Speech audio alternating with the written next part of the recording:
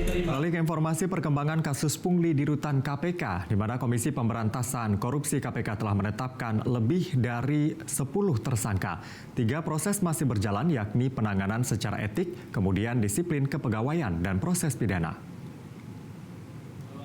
PLT juru bicara penindakan KPK Ali Fikri menyampaikan, pasca Dewas menjatuhkan putusan sanksi berat terhadap 78 pegawai KPK berupa permohonan maaf langsung dan terbuka.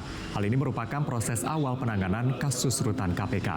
Ali menyebut masih ada tahapan dan proses selanjutnya, yakni sanksi disiplin kepegawaian oleh Inspektorat, Sekjen, dan terakhir ada proses pidana yang kini juga tengah berproses. 2 kasus lainnya terkait pencabulan dan korupsi berjalan perjalanan dinas. Sekarang sedang berproses.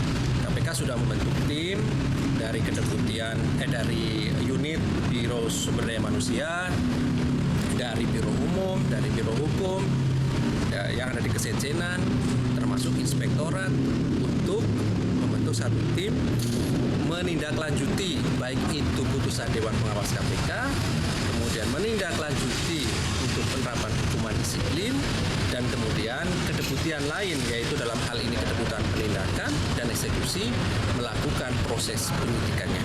Begitu ya. Jadi membacanya keseluruhan dari kejadian di rutan cabang KPK ini harus utuh. Jangan kemudian hanya dipotong melihatnya dari sisi putusan Dewas dan dianggap selesai. Itu keliru. Begitu ya.